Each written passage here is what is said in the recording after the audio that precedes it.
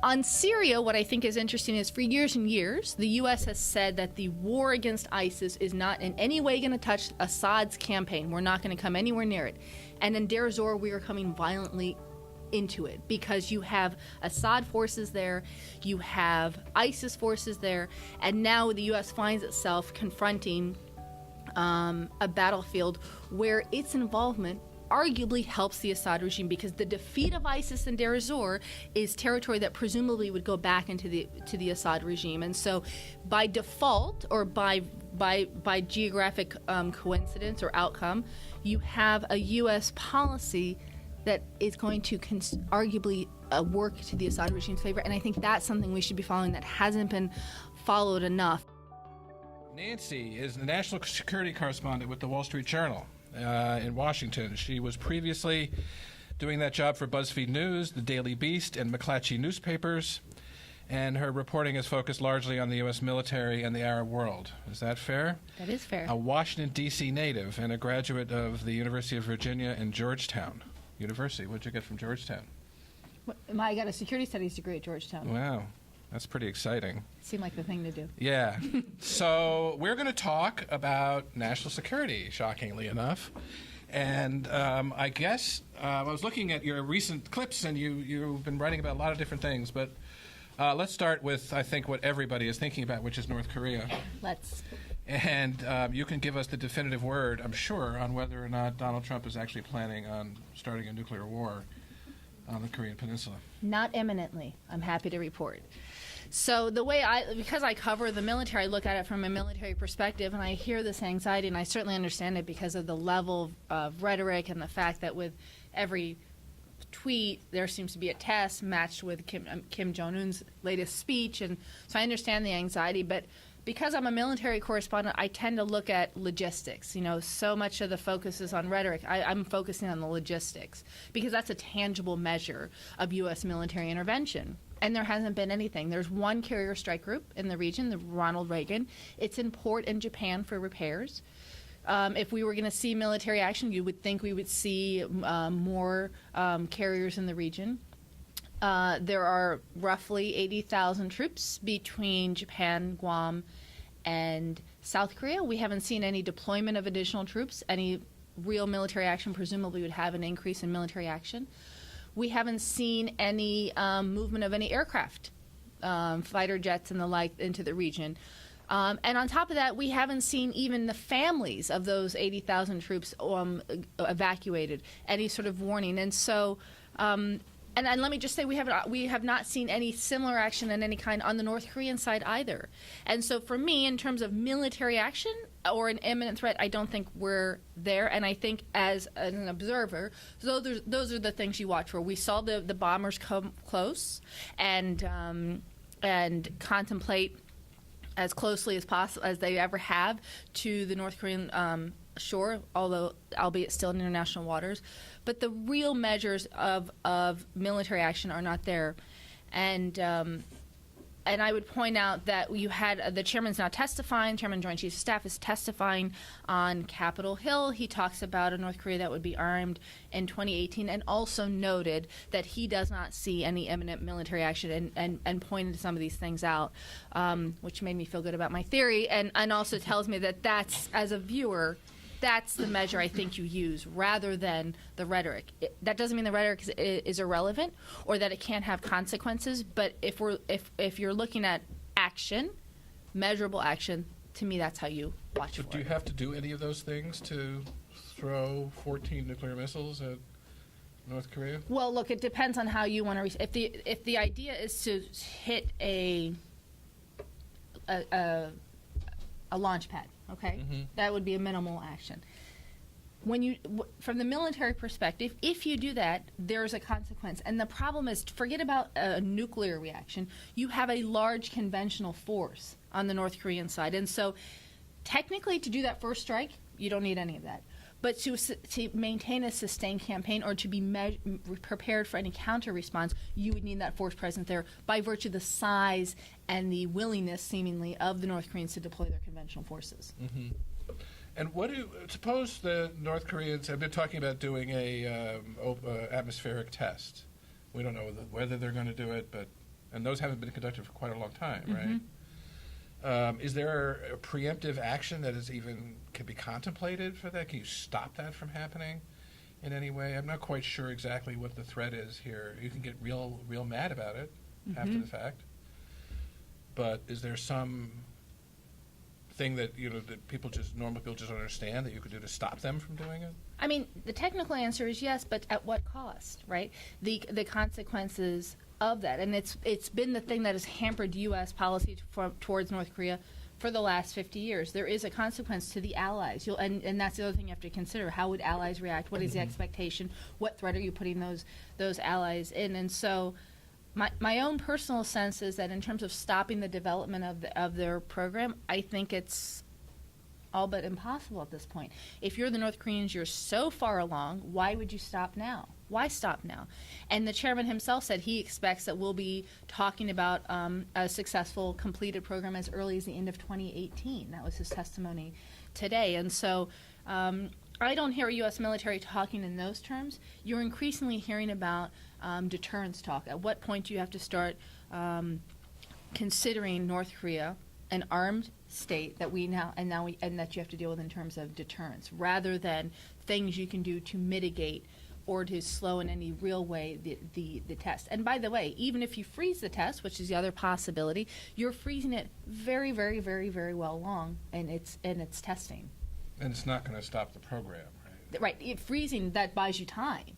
But if they resume, they're resuming from 85% of the way there. Is there any difference in terms of developing a nuclear weapon and testing it underground and testing it in the atmosphere? Is it just optics? Well, I know why you don't want to do it in the air, because it's going to spread. The radiation is going to spread. But is there a difference in terms of the technicians who are developing the bomb? Do they care where they set it off? My understanding is they do, but I'm kind of limited. I've been on the nuclear part. I've been focusing on the missile part. Okay. And in that regard, it's a huge difference, right? Because the tests that we've been seeing up until the flyovers of Japan was the missile kind of going straight up and straight down. Because the biggest challenge is getting that missile back into the atmosphere. And again, a trajectory to return to Earth and release its warhead. That's right. And so the reason you started to see them flying over Japan was they had to start testing trajectory. And that's why we're starting to see those tests. So when I'm looking at the test program, I'm looking at the missile capability right now, because that's what delivers the warhead. And we're starting to see tangible advances in that. They could accurately hit Guam. Well, or hit it by mistake if they're lobbing in that general direction. I don't want to scare anyone and say for sure one way or the other, because I don't know. I guess technically, it's just the PBS. But it's not. Yeah, I know, right? But also, it's not clear. Like, can that warhead fit on? Is it capable? It's not actually quite clear. I think they could. I think it'd be too presumptuous to say. I think they can pose a threat to Guam, but do I want to say a nuclear threat? I'm not sure yet. Do you know if these tests that they've been doing have been sort of with the non-functioning equivalent of a warhead? I mean, the weight and stuff. So they're not just firing empty capsules. That's right. So they are, in fact, testing or ability to deliver that specific payload to a particular place. That's right. Have you ever heard anybody in the United States express any concern about Guam previously? Sorry, that was kind of a throwaway question. People can say, well, they could attack the United States. 7,000, did you know? 7,000 troops. In Guam? Yeah, 3 military installations. How many people are in Guam? It's like 100,000, I think. It's actually not that big of a presence. That's a pretty high. You think so? I thought for his military presence. Person to troop ratio, right? I don't know. Who's got the Wikipedia machine? I don't know. See, I thought it was pretty low. This is because I'm around the Pentagon too much. That's 1 to 14, right, roughly. If my numbers are right. So what is it? In you know Washington. what this is? This is irrelevant. So I'll ask one more question, and hopefully we'll get some from. Is it time to? Are we good to move on? From the group. If I am the President of the United States, God forbid, which I can't be because I don't have a long-form birth certificate. I'm sorry. I am too. It's the only reason that I'm not. I can just decide one afternoon to launch a nuclear strike, and no one can stop me. Okay. So talk about that process. So technically, yes, but the Secretary of Defense has sort of a say in it in terms of like veto. But I'm getting very technical. Technically, if the order's given, they're supposed to follow through. Now, the best example that I've seen in terms of this practically was during the Nixon administration, when during the 73. The Egypt-Israeli war, and Nixon was furious at the Egyptians and ordered some sort of strike, and Melvin Laird, 71, there was some incursion going on, and he had ordered a strike in the Middle East, and Melvin Laird told the staff to tell him that they had done it, and then just ignore it. So when I tell you there was a Secretary of Defense intervention, there's the technical one, and then there's the one that just says, just pretend. But that was with a president who was demonstrably unbalanced. Nixon. You don't have to. But he forgot. That was the beauty of it. He forgot. Yeah. So it like literally the one conversation he didn't record. Well, exactly. But he just let the fit kind of bypass. So technically, yes. That's why that football's with him all the time. Technically, yes. He could just turn around to that guy, say, "Give me that," and technically. I mean, do you know Kelly and the other generals? Mm-hmm. Yeah, and.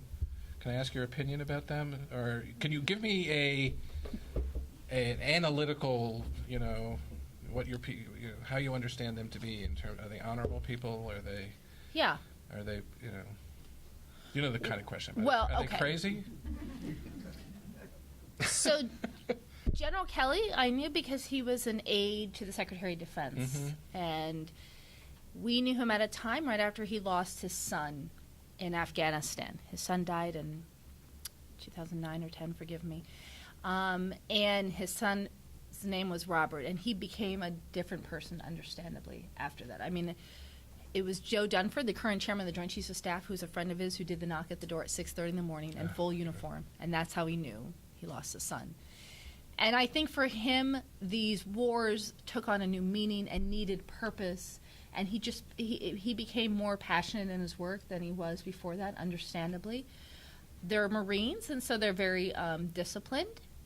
Mattis is a real wordsmith and is very careful in his word selection, and at the same time can say something in a very pithy way, which is very interesting to me. I mean, today the question was, what do you make of the NFL scandal?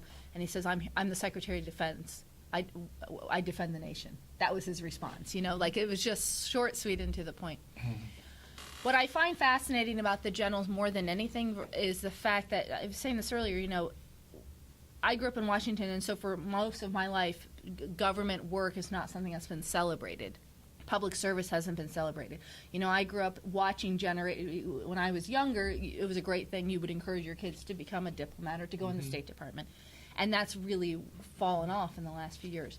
The military is the last place where we still celebrate public service. And I don't think it's an accident that you have so much dependency on the military in this day and age, because it's a generation of public service that has been frowned upon other than in the military, where we continue to celebrate it. And to me, that's the most interesting dynamic to emerge from all this. That's from my vantage point, that's how I'm looking at it, because they're not politicians. And they're not designed to be politicians. They've spent 4 decades being told not to be involved in politics. They're not ones to craft policy. They're ones to carry out policy. So in that sense, it's hard to put them in that position. But at the same time, given how we've treated public service as a nation for the last 4 decades, I think there's some logic to the fact that these are the guys who emerge as the most capable leaders of the time. Do you think that I know it's impossible to know, but you suppose that they're candid with the president about their views? It's an interesting question. I'll tell you why. Because, of course, I'm presuming that they disagree with them. Maybe they don't. So. Well, but the thing is, military, by virtue of service, you are taught to be deferential to a civilian. At the lowest of lowest ranks. I mean, someone will be deferential to me, and I'm thinking, look at me, what are you talking about? I don't understand why they're deferential to someone like me. And that is taught. We're talking guys who've been taught this over 4 decades. To be deferential to their civilian leadership. It's just, it runs through their veins. And so this idea that they would stand up and face the president, whoever the president is, I think at the minimum goes against their training, their lifelong training. That said, they also feel such an obligation to the oath they take, to the Constitution, to the laws that have governed their conduct in wartime activity, and just as military officers in terms of conduct, that I just think that's the push-pull that happens.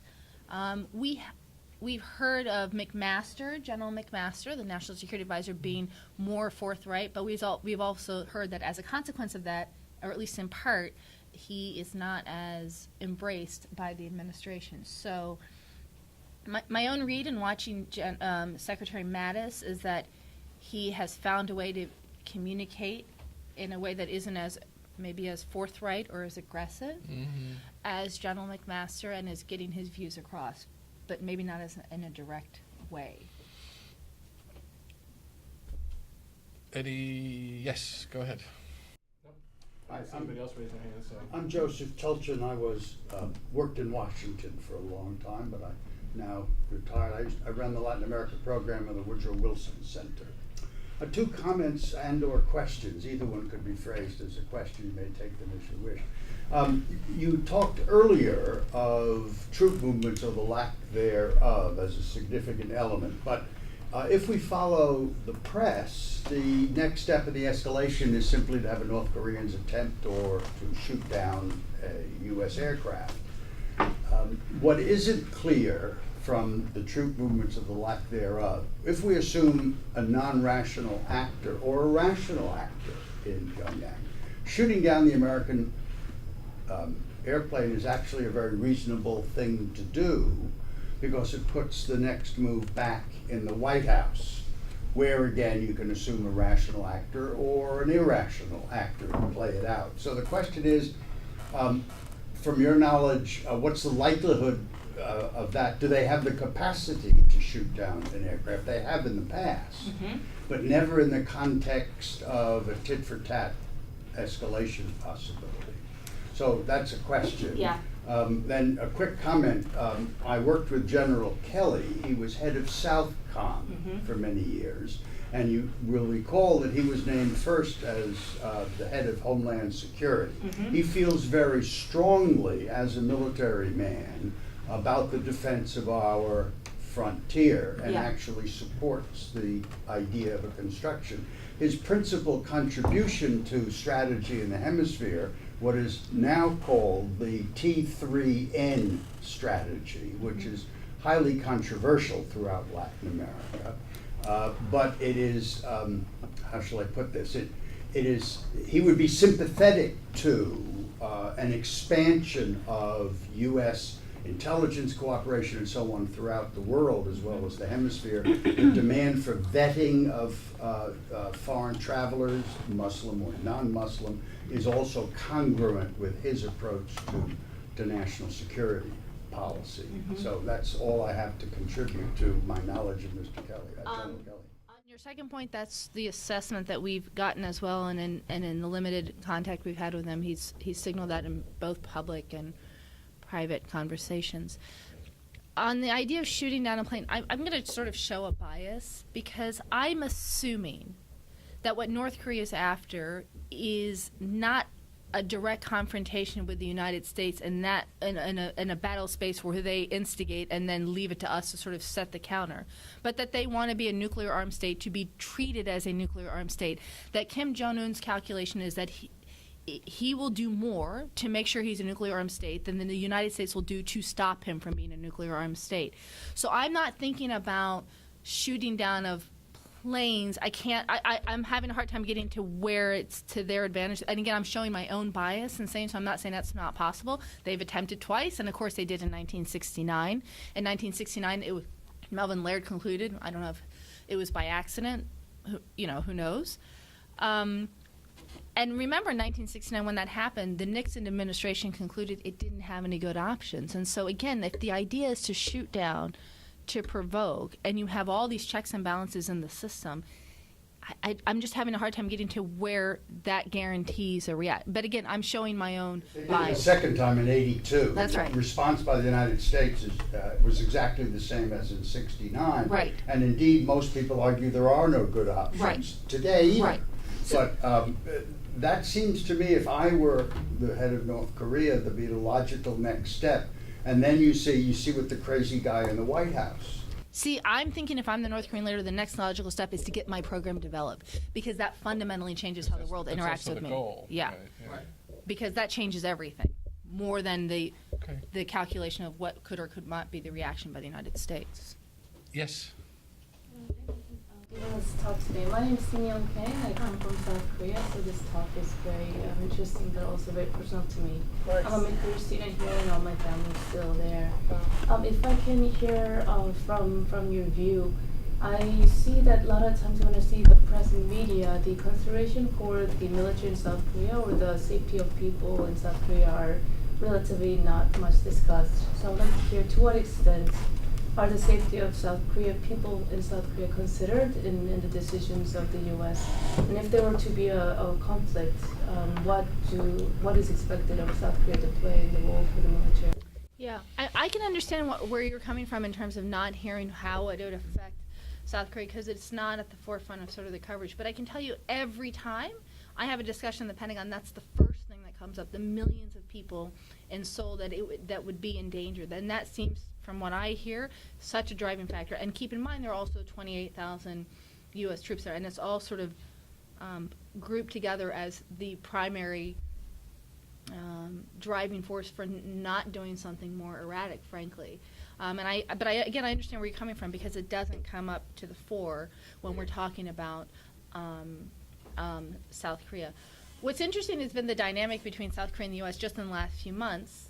When President Moon was running, he was running as a pacifist who didn't even want THAADs in. I mean, remember they were throwing water bottles as the trucks were coming through, delivering the THAAD system, and talked about talking to North Korea, and that has since had a change of tone. And yet you can feel the friction between the United States and South Korea, because from their perspective, this rhetoric only endangers the peninsula without a clear reason as to why. And so what I feel like the relationship between the U.S. and South Korea is evolving and is taking on a new form with each test. There was a cordial meeting between the South Koreans and the United States at the United Nations, but there seems to be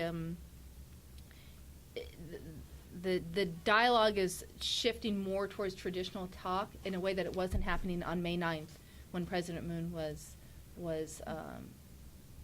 yeah, exactly. So it's a hard for me to answer, because I think it's evolving to more a traditional route.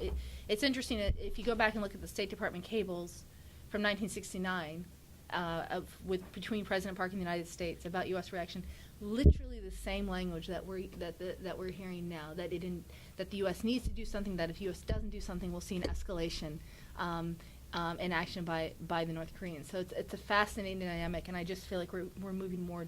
And what did Park want the United States to do? Hmm? What did he want the United States to do? There's no specifics. It's just that the U.S. has to react. If not, literally the line in the cable says, they said, well, look, we could do something, okay, but he's not a threat to the United States. He's a threat to South Korea. And the line in the cable says, President Park was silent for a moment, and then responded, we'll tell President Nixon if he doesn't do anything, it's only going to get worse. I guess he wasn't wrong. Yeah. Hi, David Trilling. I work at the Shorenstein Center. Could you talk a little bit about Iran and Trump's threats to pull out? I realize that might be more of a State Department issue, but No. What you're hearing at the Defense Department. Massive confusion, because let me back up and say that from a military perspective, the North Korea and Iran are related. That if the United States pulls out of the Iran deal, okay, it makes it harder to do any sort of negotiation with the North Koreans, because they will be able to legitimately say, why should we enter a deal with you? You just broke out of that own deal, which, by the way, was pretty much working out well. And most recently, there was the hubbub. There was a missile test. Oh, no, there wasn't. So that was a little fun in the building yesterday, because they're in this horrible position where, like, they have to contradict the president, and it's awkward. Anyway, so there's that from a military perspective. In terms of the deal itself, you started to see European leaders coming forward. We had a bunch of ambassadors speaking yesterday at the Atlantic Council and saying that this and the Paris Agreement might be sort of a breaking point in terms of U.S.-European relations, because from their perspective, this is not a far-off threat. It's geographically closer. The deal is working from their perspective. Their business interests for them even greater than the U.S. And you even heard threats yesterday that should the U.S. pull out, the European community, the other signatories to that deal, might take sort of action against the United States in terms of within the deal itself, which I thought was kind of an interesting development. And so, to me, it's become a microcosm of the growing tension between Europe and the United States. When the president's telling our biggest ally, "I've made a decision, but I'm not going to tell you," it's different than what we've seen in the past. And so, you're starting to see that tension. I don't know if they're going to pull out of the deal. I will say it's not just a deal with the United States. It's a deal with a lot of countries. And remember that for Iran, in some ways the deal didn't pan out as well as they thought. Remember, and then when it was announced, there were people celebrating the streets because they thought it would lead to a huge economic boom. That hasn't really happened. So I presume that if the United States pulls out, that the European community will rally. And like the Paris Agreement, there's the threat of isolating the United States as much as anything else in terms of in its traditional relationships with Europe. When the president does something like that, I made a decision, I'm not going to tell you. Do the people you talk to sort of nod knowingly, think because they know what the decision is, or do they get a panic-stricken deer-in-the-headlights look because they've got no idea what he's talking about? I mean, it's the latter because it's their commander-in-chief, and you'll have military officers who wholeheartedly agree and who wholeheartedly disagree. But do they know what it is, the decision? I mean, No. Yeah, okay. They don't know. Does Trump know? I don't know. I have to check Twitter. Did you ever heard the word dotard before? No. It's a good word. I liked it, though. I liked expanding my vocabulary. Hello. Hi. Well, Hunaim, I'm at the center here, so I'll keep taking you a little bit more west. So I have a question about Egypt. There has been recently the military aid, withholding some of the military aid stuff. Is there do you see any change in heart of the, not the administration, but more of like the Ministry of Defense? And does North Korea has anything to do? Because there was speculations about the Egyptian cooperation with the North Korea. Okay, so the Egyptians have North Korean workers because Suez, who's this big telecom mega giant, employs them, and the U.S. has been aggressively pushing the Egyptians to remove those North Korean workers, and Sisi's, it's a challenge politically because it would be angering a very, very powerful businessman. So that's the dynamic that's going on there. Okay, so in terms of Egypt-U.S. relations, which is my favorite thing genetically, so you remember during the Cuban Missile Crisis when Khrushchev sends 2 messages to Kennedy, and Kennedy says, let's reply to the one that we like better? That's the same thing going on in Egypt. So the State Department will come at Egypt and say, you better get rid of those workers, and you better do this about human rights, and you better do this, that, and the other. And then Trump says, Sisi's my friend. Right? And so the Egyptian response is, let's just go over to this side with Trump and his love of us as a way, that's the message we want to hear, and that's the one we're going to respond to. And so you have a split that's happening in terms of the U.S. interaction with Egypt. On one hand, there's a push. I think Tillerson, frankly, is exasperated with the Egyptian government and is pushing for change. And an Egyptian government that thinks that it can buy time by virtue of the fact that it's been so embraced by the president. And so you'll see the suspension of aid, but the assumption is that'll resume at some point, and it's just a push-pull strategy. It's just very reminiscent of Khrushchev and his 2 letters. And so the question for Egypt is, at what point are they misreading it? And how do you misread it when it's the president of the United States? And how does this change U.S.-Egypt relations when they were already sort of strained post-2013, and now you have an Egypt that is essentially exploiting what it sees as a division within the administration. What about the Pentagon? Are there any change in heart, or things are as stable? Honestly, I think it really changed after 2013. I mean, it was the most celebrated relationship, and every time you'd go to Fort Leavenworth, there'd be an Egyptian officer there, and every time I go to Egypt, I'd meet an Egyptian officer who trained at Leavenworth. And I feel like after 2013, there was a change in terms of mill-to-mill relations on that sort of intimate level that was supposed to be the keystone of relations between the 2 countries. Now, militarily, the Pentagon is sort of hanging its hat on the idea that all those weapons that we've provided over the years, you can try to go to the Russian ones, but they're not compatible. That we have the advantage because it's our systems with our parts. that you've been working with for 40 years, and I think that's what they're leaning on, but you don't get the sense of kind of the intimacy of that relationship that was once there just a few years ago. Tyler, and then we'll do him first, yeah. Tyler Bridges, I'm a Shorenstein Fellow. Allow me to ask 2 questions, please. The first is, a lot of people think that Trump is crazy and he's acting like a madman. But from your perspective, I wonder if there is a method to his madness. So many people underestimated him politically in 2015 and 2016. Is it possible that people are totally underestimating his diplomatic skills? My second question is, why can't the U.S. simply sit down and talk with the North Korean leader? Okay. On the first question, so the only clue I found is in The Art of the Deal, if you ever read it, because in terms of foreign policy, because I was looking for clues, I was curious. And I realized that I was saying this earlier with the South Koreans were we still in September? Earlier this month.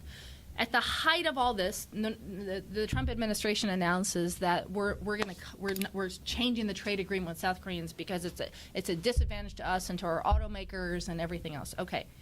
Logically, if you're thinking in traditional sort of diplomatic circles, that doesn't make sense. Shouldn't we all have the same voice as we're approaching North Korea?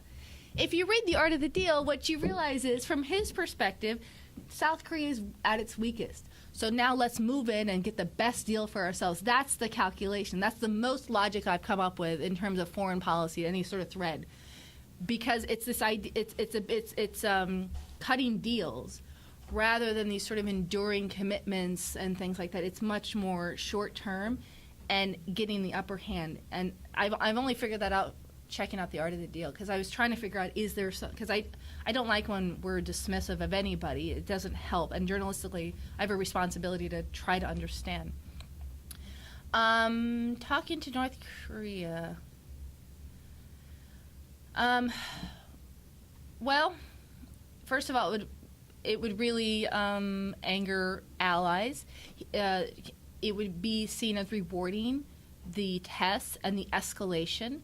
And it's with a partner who you're not sure who you can engage with. And by the way, you're talking with someone who's called for the destruction of the United States and is trained in building a missile system to aim it at the United States. And so it's kind of So the Soviet leaders have called for the destruction of the United States repeatedly. Yeah, but then there was a point where we started de-escalating. We're talking about calling for the destruction and a rapid escalation. Okay. And I think that's the challenge. And at the risk of being obnoxious, who would do the talking? You know, Mattis keeps coming out and saying that Rex Tillerson is in charge of the diplomatic effort to try to resolve this issue. Shouldn't Rex Tillerson be in Beijing every week? He hasn't been there since June. So who would lead that effort? Practically, I'm just asking. If this is the major threat of our time, and Tillerson's in charge of it, shouldn't he be working on it full time? It's not happening. So that would be. Is it possible it's happening? We don't know it. We haven't. Wouldn't they be telling us? Wouldn't we get some clue? It just seems to me like this is the threat. He hasn't been there since June. I don't understand. And if it's so important, shouldn't it be happening at the highest levels? I mean, John Kerry, when he was trying to do the Middle East peace deal, he was back and forth all the time. All the time. I'm asking. I'm not making an assessment, but journalistically, I'm asking myself, what? Mattis keeps telling us that Tillerson's leading the effort. Then why isn't he leading the effort? Are you assuming it has to happen in interpersonal space as opposed to? I'm assuming that we should be hearing something or seeing something or hearing at the minimum, what are the conditions that you would talk to the North Koreans? At what point, what are the things that you're looking for? What is the end state? We haven't gotten any of that. There's nothing for me to hold on to try to assess or measure any kind of move towards a diplomatic solution. What does a diplomatic solution look like? If they have it, at what point do they have to give it up? Do they have to freeze it? I don't know any of those parameters. Maybe Jared's doing it. He had his hand up, and then we'll go to you. I'm Nick Danilov. Hi. Former journalist. Oh my God, Nick! Jeez. Oh my God. Hi. Talk a little bit about the generals that surround Trump, and also another word on Rex Tillerson. It seems to me that those generals have a very difficult assignment.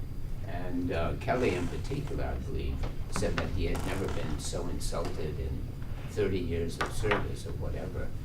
So my question is, are they gonna stick around?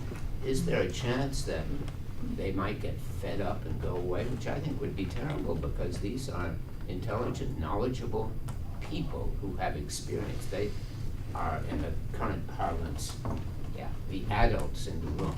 Yeah. And my final question, Rex Tillerson, what does he do? Is he just a cipher? I don't know. Mercifully, I don't cover the State Department, so I don't have to No, I know, but you So I live in honestly can't Washington, say- you yeah. pick up the stuff. I mean, well, okay. I don't know if you saw, but Politico had a story about how a lot of people are going to be, who knows, it's just a report, that they're serving for a year and that they plan to get out.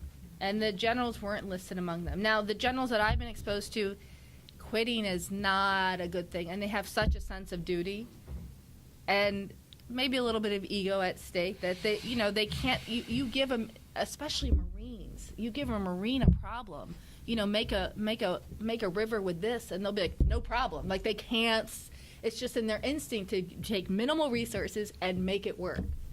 That's just who they are. So it's hard for me to picture a scenario. We haven't heard rumblings of a major shakeup militarily. The interesting thing is we've heard from, on some level privately, that all McMaster and Kelly and Mattis were reticent to take the job or weren't exactly excited about it, but you don't hear them trying to get out. Now, by the way, for McMaster, that would be difficult because he's still in uniform and is still an active duty service member. But you don't hear it privately, even from Mattis or Kelly. You hear a lot about their frustration, but you don't hear even rumblings of quitting. And I just think, again, it's 4 decades of being told to make it work at play here. And I really think they have a sense of duty to the country. I really believe that they feel in their heart of hearts that they owe this to the country. In terms of Tillerson, I mean, I can tell you what I can hear, that he and Mattis have a very strong relationship.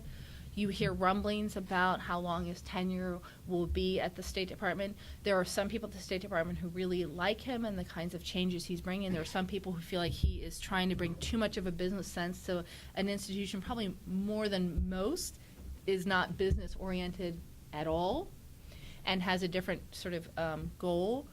I think the word I would put is tenuous. Like, it's his relationship with the State Department feels tenuous. His relationship with the president feels tenuous. There's not an enduring characteristic that I could assign to his tenure. At least as someone who covers national security, I'm not getting that vibe.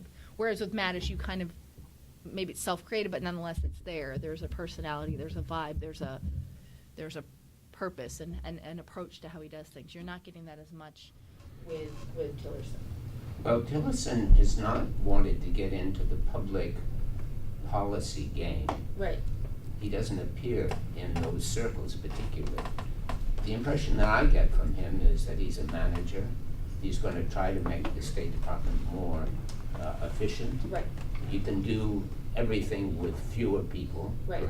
perhaps.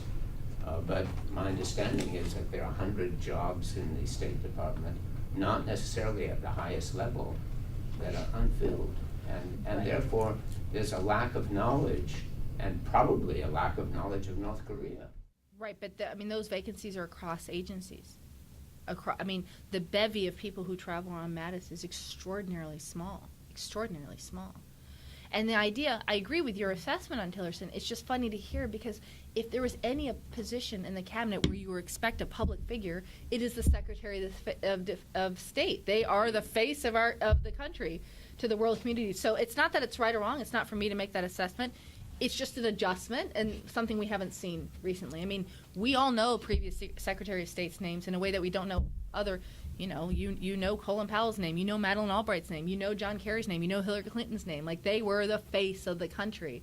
And so we haven't had this where you have a reticent Secretary of State. If I were to ask you, is it good or bad that he's that way, could you answer that or not? I could try. I mean, look, it depends on the situation. I think sometimes the U.S. is so public and so aggressive and sort of pushing a certain agenda that it can be, and I'm looking at this from the Middle East, right?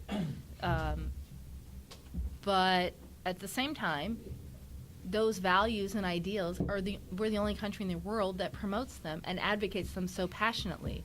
And you can at times feel the void of not having that voice, particularly now when you're seeing things like what's happening in the Middle East and other parts of the world, that there's not a spokesman for democratic ideals out there.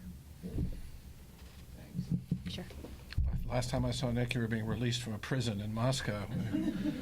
That's an old story. Yes. Hi, my name is Margot Van Leeuwen. I'm a first-year FPP, and I've never been released from prison in Moscow. But Count yourself lucky. You're young, though. Yeah, you still have time. the question I have for you is about access. I've read that under this administration, it's been a lot harder for journalists to get contact with policymakers and spokespeople, that Mattis has shrunk the number of scheduled meetings that you have with journalists. Mm-hmm. I'm curious to hear your thoughts and experiences in this and how you can compensate for this reduced access. What do you think could be done? So the answer is yes. We've only had 2 briefings with Mattis in the briefing room, and I know that sounds like a trivial thing but having someone on camera for everybody to see, answer questions, their mannerisms and everything else, that matters, particularly when we're talking about at a time where we've increased the U.S. troop presence in Syria, in Iraq, in Afghanistan, and a nation that is jittery over the future of its policy towards North Korea. It is a notable silence. Now, he comes down to meet with us, I'd say on average once a week, sometimes less, and does it off camera, and has said that is the method that he wants to go about it. But it's not. But the consequence of it is it leads to a trickle-down effect, because we're hearing less from combatant commanders. We're hearing less from the generals. We're hearing less from people who used to come forward publicly and on camera and explain policy, because they can justifiably say, if the secretary isn't doing it, then I don't have to do it. So that's sort of the after effect. In terms of trips, they've disinvited news organizations from trips, and that's obviously angered people, because those trips are such a rich opportunity to not only see the secretary up close, but to meet his staff and actually see in a very real-time way his efforts around the world, again, on some of these key areas. It's made the job harder, but I actually think it leads to better journalism, because it demands that you become creative, that you develop new sources, that you don't get lazy in terms of leaning on easy access. You work harder, but I think the reward is better, because it's the Pentagon, and there are 20,000 plus people. If you try to hold it back here, it's gonna push out somewhere else, and your job is to then find it. You can't keep information there quiet. I'll give you a really quick example. The president said we weren't going to know troop numbers going into Afghanistan. We're not going to know anymore, and that we're going to keep that secret. Okay.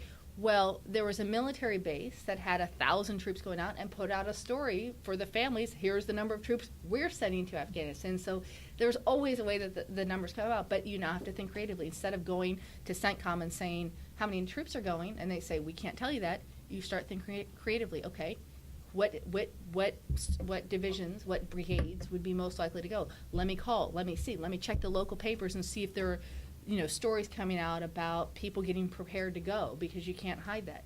So it's not, again, it's harder, but I think it's actually better for us if we rise to the occasion. Is there a stated reason for not telling us about how many people are going to? Why does the enemy need to know? Well, the official the enemy can go out and count them. Well, so. Okay. I actually don't understand, because what happened was we weren't allowed. The Pentagon for years has played this game where they don't tell you the actual number. You've never actually known the true number of troops. Right. You've never known, because they play this game where there's the force management level. So they won't include, like, they'd give you a number, but you wrote about this recently. It was like 3,500 or something that rotate constantly and therefore aren't counted. Temporary duty, all sorts of games that they play. So you've never actually known the real number since 2003. So then there was this big pronouncement, we're going to stop doing that. We're going to tell you the real number within a range. And even then, special ops guys aren't counted, and things like that. Okay. Right. And then the president gave the speech at Fort Myron when he said, we're not going to know. Mm-hmm. And then Mattis said, you kind of know. And then all of a sudden we got an announcement that we're not going to know. because the president feels that that those specifics are not necessary to be put out publicly, that it informs the public, and that he doesn't want to release them. And so that's where we are. Well, Lyndon Johnson thought that too. But that's why I say that balloon, you can squeeze it on one side, it'll Yeah. come out somehow. I don't want to dominate if there's more questions. We still have a few minutes because I'm going to, well, if you don't mind. In the back? Oh, Sure. yeah. Hi, I'm Kevin Johnson. I'm just a community member here, not on the staff or anything like that. I'm just curious. I came a little bit late, so please cut me up if I'm cut something that's already covered. But I was curious about the Palestinian conflict, and it seems like Mattis had expressed concern about Israel's situation, specifically the settlements a few years ago. That seems kind of opposite to the way the Trump administration is behaving, and I'm just curious about how you see that being resolved or not. Well, I don't even think of resolution because it's hard to see how, we've never had an approach this way. I mean, I'm not picking on Jared Kushner or anything, but he doesn't have experience in the Middle East, and we have had people with decades of experience who haven't been able to break the stalemate, which comes at a time when both sides are increasingly entrenched in their positions. This is not, the middle ground is bigger and bigger because people are further and further away from one another. So I honestly, when I'm thinking about the Palestinian issue now, I don't think about solutions. I think about what happens when you have people in entrenched positions because the U.S. is not there to try to push them closer to the middle. That's how I think about the region right now. So you think the U.S. will just basically step back and not get involved? I think it's sort of started to happen in the sense that I think Kushner's made a handful of trips there, but we haven't had any deliverables come out of it. We haven't had an agreement or a promise or any sort of tangible result of those meetings. So it's not necessarily intentional, and I'm not suggesting that they've washed their hands of it. That's not my intention at all. I'm simply saying that the end result is we haven't had a deliverable. And again, it comes at a time when people are moving this way. Thank you. What steps, if any, has General Mattis taken to reassure NATO and NATO countries that the United States is still backing them, supporting them, especially in light of recent activity in Ukraine and other places, and Russian aggression is still quite visible? So he went out early on in his tenure and he gave a speech to NATO and he said all the right things. Mike Pence went out over the summer, again went out and said all the right things. We've seen some troop deployments, but pretty minimal. And so they'll be reassured, and then the president will say something, and that'll just make them insecure all over again. And so I think privately Mattis is saying, don't worry, things are going to sort of remain the status quo, and is trying to reassure, don't measure us by tweets in terms of U.S. policy, measure us by action. And the fact that I'm here and making an effort to reassure you is the U.S. policy. So, and I guess my follow-up question is another part of the region. I'm trying to get like my fellow brother here, Tim, the other African in the house. I have to mess with him. Well, You should, it's okay. It's okay. He's used to it, he's Egyptian, he's used to it. But, Iraq is not on the front pages as much as it was. I mean, this summer we had some news about Iraq and Mosul and the campaign against ISIS. Why is that? Is there anything that we should be worried about in Iraq and Afghanistan and what we're doing militarily? I'm so glad you raised it because we should talk about those wars. So right now, I think because Mosul was over and people had sort of held up Mosul and Raqqa as once they fall, ISIS falls, and to some degree that's true. To some degree, there's still battling going on in Hawija. The thing that I think we worry about is we've been down this road before where we have declared a terrorist group, in the previous case Al-Qaeda, defeated only to know that they had gone underground and reconstituted themselves as ISIS. That's precisely what happened. And so I think the thing to watch for is, does that happen again? Because it's hard to believe, particularly recently. In some of these recent cities, these battles are going, in a matter of days, these cities are falling. Did ISIS really just disappear? I'm asking the question. On Syria, what I think is interesting is for years and years, the U.S. has said that the war against ISIS is not in any way going to touch Assad's campaign. We're not going to come anywhere near it.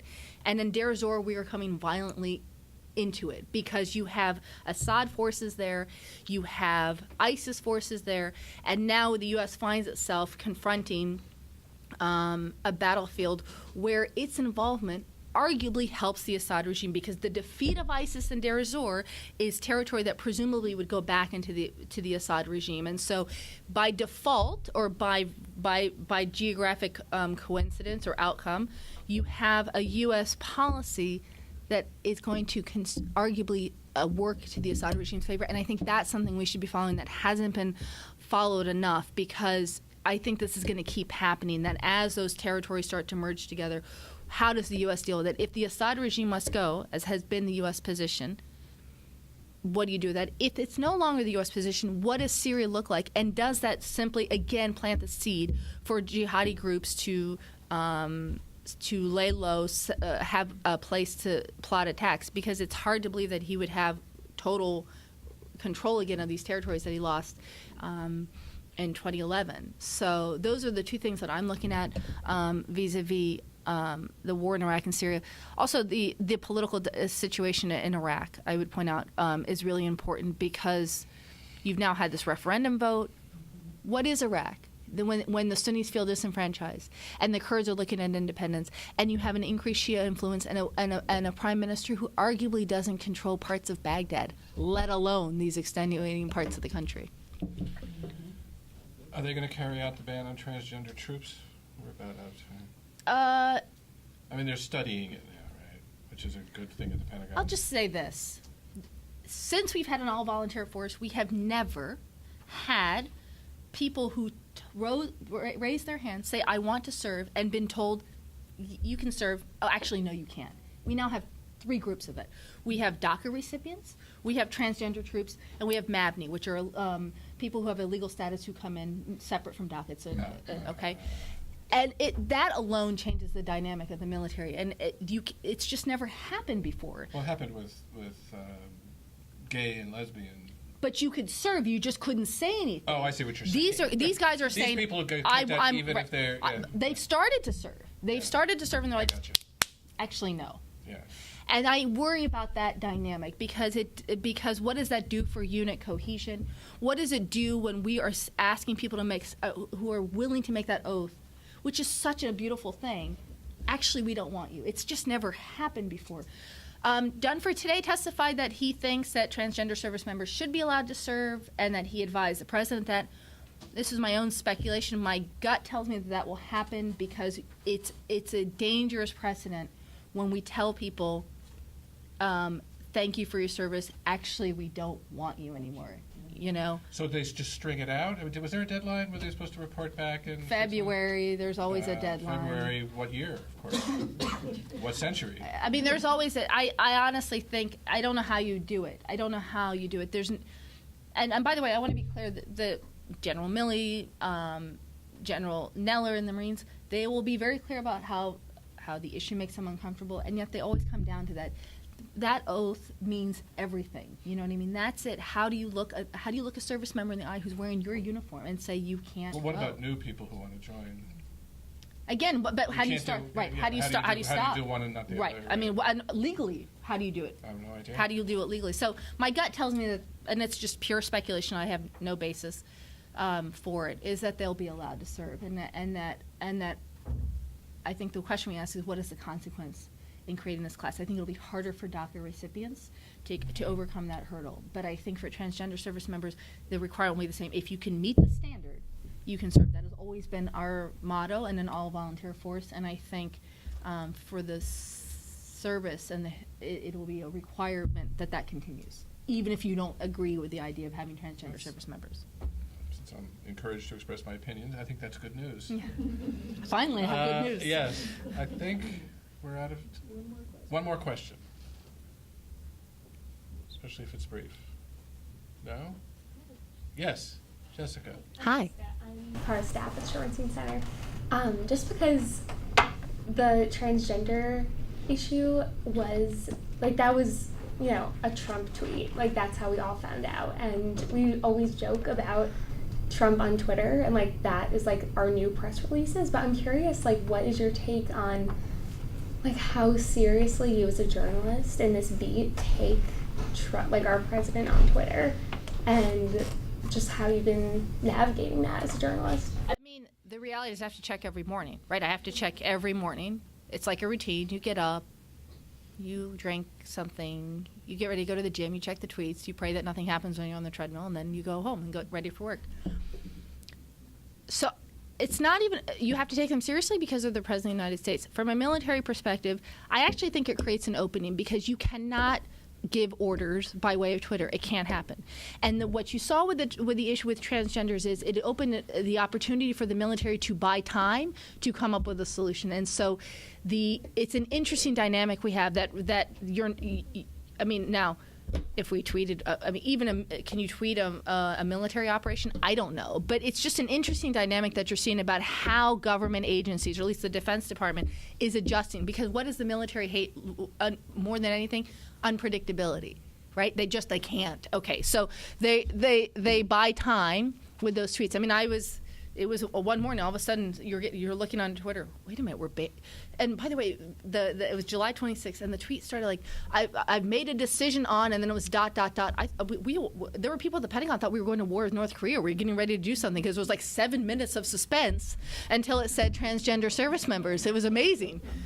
We're all looking like, oh my God, like, do I run home? Do I get a vet? Do I get my Kevlar? What do I do? That's what I'm actually fascinated by how agencies are reacting to it, and how, especially the Defense Department, where they take it's their commander in chief.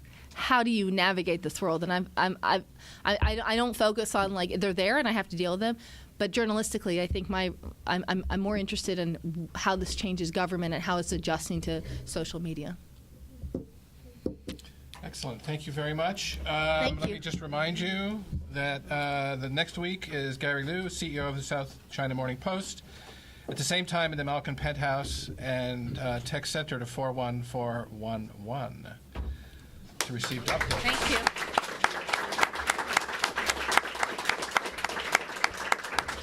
Thank you for the great questions.